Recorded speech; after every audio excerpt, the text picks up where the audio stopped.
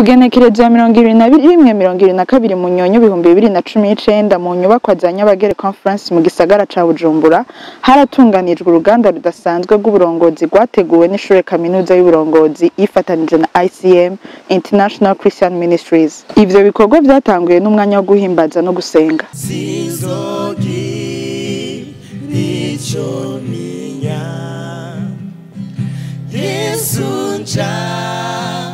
Na ugomba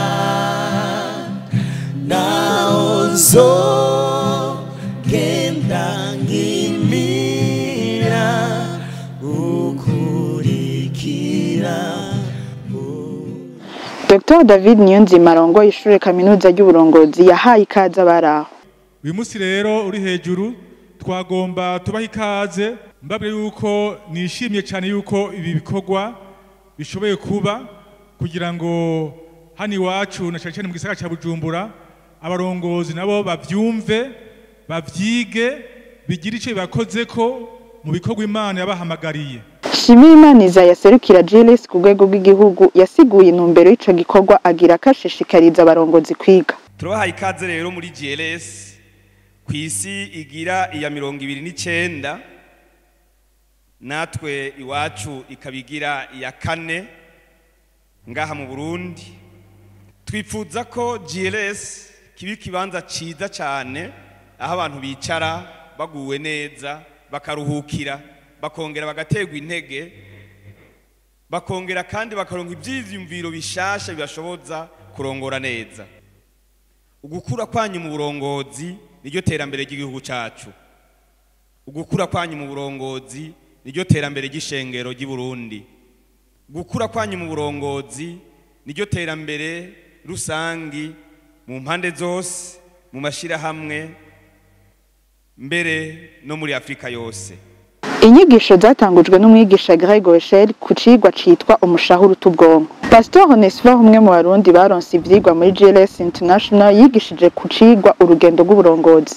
Patrick Lynchion nawe yigishije ku cigwa impamvu nyayo yo kuba umurongozi. Sheila Hill nawe yigishije ku vyerekeye kwakira amakuru batuvugako. Dr. David Niyonzima yigishije ku vyerekeye umurongozi yiyizi n'ibigumbagumba vyiwe. Ben Chiaud umwe mu banyamakuru bakunzwe cane yigishije ku vyerekeye kurongora mu bihe bigoye. Dr. Emmanuel Ndikumana yigishije ku vyerekeye amabi y'igiturire. Haje B-site yigisha ku muti w'igiturire. Pastor Hasher niyo nizige yigishije ku ngingo zine z'uburongozi bwiza. Mu gusozera inyigisho Shimimana yaserukira GLS ku rwego rw'igihugu yashimiye abigisha n'abitabiriza nyigisho bose. Inyigisho ziheze twegereye Emmanuel Ndikumana umwe mu bigisha bigishije atuyagira ico yigishije n'impinduka yiteze. Ahanini ikintu nifuje ko abantu bamenya nuko igiturire ububi bwaco saba kirya gusa n'abagitanga baba arico kimwe. Hamangariza kweka ko mu mero yacu ici giturire kigushikana ko kimwe ubukene gitera mu gihugu ingene bufatanya n'ibintu byose byo guteza imbere abantu hanyuma tugereza kurabira hamwe ingene muri ubwo bukene kigwiza abakene kigahahaza abantu igiturire gituma ubugarariji canke injustice akarenganyo k'abakenshi mu bantu na cane cane akarenganyo bari basanzwe batagira shingwe na rugero. Ngerageza kwereka yuko muri ico gihe nubwo kenshi batabibona ko ahanini ukurikije ijambo ry'Imana Imana yonyene yiyemeje kugwanira no gutabara abantu mwenabo. Rero kwa rukwerekana ingene igiturire mu buryo bwacu butandukanye bushikaho buzingamika ubuzima bw'igihugu, politike y'igihugu, administration y'igihugu, ibikorwa bitandukanye by'igihugu bikazingama. Muri uko kuzingama bigatuma ubukene bwiyongera kuko imisi yose aho igiturire kija hejuru n'ubukene ko bungana. Ivyo kaca bizana akarenganyo bikazana akajagari bigaba bishikana igihugu ku muvumo. Rero nashimikiye cyane gufasha abantu gutahura umuvumo w'igiturire ahuva na cyane ingene igiturire uretse ivyo byo guteza ubukene aho gitereye ubwoba. Nagerageje kwereka abantu ingene cambura abantu ubuntu. Mu bisanzwe umuntu atanga igiturire cyo kimwe n'ucakira mu buryo ubucanke buriya batabibona mugabo kugeza iyo vyeruye igiteye ubwoba nuko gituma batakaza ubuntu. Ubutakaje ubuntu nawe ati imbabazi ndasubira kubabara abagowe, ndasubira kubabara abandi, asigara yiraba wenyene ateye ubwoba. Impinduka niteze kuri izi nyigisho mpejeje gutanga. Ubwa mbere urabona ahantu hateraniye abantu bangana uku nibakwe ry'igitangaza kuba abantu bakoranye abarongozi bavuye mu nzego zose z'igihugu. Ahandi aho usanga umuntu avyigishije akavyigisha kumbure abakristo bari mu ishengero, abapastori canke ukavyigisha abantu mu rwego kanaka. Ngaha rero kimwe mu byo niteze ahanini niteze yuko abantu benshi basanzwe batanga igiturire cyane cyane abagitanga bashaka ko bashikiye bakabona ko ivyo barimwo ivyo barondera ko ari ibintu bibahumanya bibatera kuba kure y'umugisha bari bazi ngo nibo bariko bararondera. Nifuza kubona abantu batinya akaga kava ku giturire bakifatira ingingo yuko udasubira kugitanga canke kucakira kugira ngo tubone ubugororotsi, tubone ubutungane, tubone kugurwa neza kw'abantu kugwira mu gihugu. Imana ibahezagira. Dr David Niyonzima umwe mu bateguye izo nyigisho tuyagira ingene yabonye izo nyigisho nico yiteze. Twifuza yuko abagize izi nyigisho bazozishira mu ngiro kandi bagaca bazigendera bahereye mu buzima bwabo nk'abarongozi hamwe no kuzishikana mu bo barongoye kugira ngo nabo nyene bamenye ko babifisemwo uruhara. Shimira Imana izaserukira JLS ku rwego rw'igihugu arashima inyigisho akatubwira n'ibikorwa bizokurikira. Twiteze impinduka zikomeye cyane gose zifatiye cyane ku gukora neza.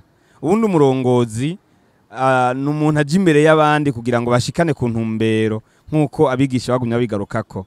Rero abarongozi bitavye zino nyigisho twiteze kuzobabona bariko barakora neza cyane mu gutunganiriza abo barongoye, mu guteza imbere ikibano, mu guteza imbere igihugu, mu guteza imbere uburongozi basanzwe bari bahagarariye. Nibyo twiteze cyane gose. Twegera bitabira izo nyigisho buri umwe wese atuyagira akamaro k'izo nyigisho n'impinduka yiteze mu kibano.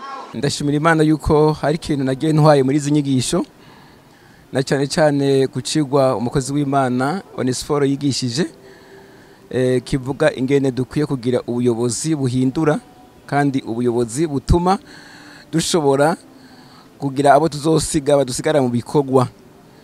Ico ni kimwe mu vyigwa byanyubatse cyane gose, na cyane ukuntu yibanze mu kuvuga yuko hariho ubuyobozi usanga umuntu ayobora ariko abantu bigira iyo bashaka nawe aje ashaka. Hanyuma ubugira kabiri yatubwiye ingene ubishaka ko umuyobozi ariko kayobora abantu mutariko murajana basanzaye. Icyo naco ngene naraciyumviriye ko ubugira gatatu yavuze ngo kuyobora abantu mujana kugira ngo mushike kuca Imana yabageneye canke yabaremeye. Rero byaramfashije ingene no kora mu kugira ngo shike mu kuyobora abantu tufise inzira imwe tujanye kandi nkabashikana guca Imana yabaremeye, kandi nkongera zorangiza mfise abantu bashobora kunsigarira mu gikorwa mu gihe nzoba ndangije. Nk'icigwa duhejeje mu kanya gaheze canyigishije gose, bituma nisubira ko jewe ubwanje, bituma mbona hari abandi bagenzi twoganira ku bijanye n'igiturire kubera tubona ko aho duherereye cica ibintu vyinshi. Nkuko babitubwiye usanga abantu ataco bafise, atakintu bashobora kuronka kubera iki ca giturire nyene. Akamo notera abandi batarose izi nyigisho nuko rimwe na rimwe iyo habaye ibintu vy'inyigisho bakwiye kuvyitaho, kuko keshi babona ko umengo ni ibintu vyo gutakaza umwanya, ibintu bitagira akamaro, ariko na rimwe na rimwe iyo bigiyemwo birakugirira akamaro, bikagufasha, bikagukuza kandi bikaguha guhinduka. Murakoze. Muri izi nyigisho nahakuyemwo ibintu vyinshi, fatiye ku nyigisho ya mbere ijanye n'ibintu vy'amategeko n'ibigumbagumba. Naramenye yuko mu vyo dushikiriza nk'umurongozi wari wese afise ico atwara ahantu kanaka, ko adakwiye kuguma akurikiza amategeko cyane gusa, ko yoshamwe n'ibigumbagumba haba mu vyo atanga, mu vyo yigisha.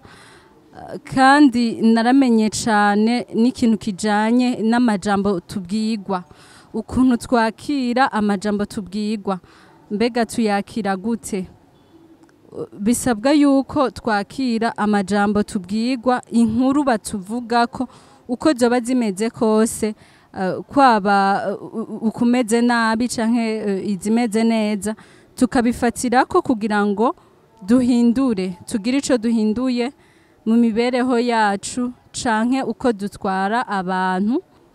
Hariho umwigisha yaduhaye icigisho kivuga ngo uburongozi bwiza, yashoboye kutwereka intambuko z'uburongozi, haratwereka ingene izo ntambuko zose dutegezwa kuzicako uhereye ku kibanza baba baguhaye, hanyuma ya kabiri imigenderanire ugiranira nabo mukorana, hanyuma ukitwararika kuraba yuko uri kuragwiza umwimbu abantu uri kurarongora, ikindi kandi ukaraba yuko by'ukuri nawe uri kurategura abazogusubirira, hanyuma ukamenya yuko uburongozi naho bizoshika yuko buvamwo uburongozi burangira ufuye kukuba mu kibanza c'inararibonye. Twabibutsa ko kumagenekerezo ya 5/6 Kigarama 2019 mu kigo Magnifica Igitega inyigisho zizoba ziriko ziratangwa.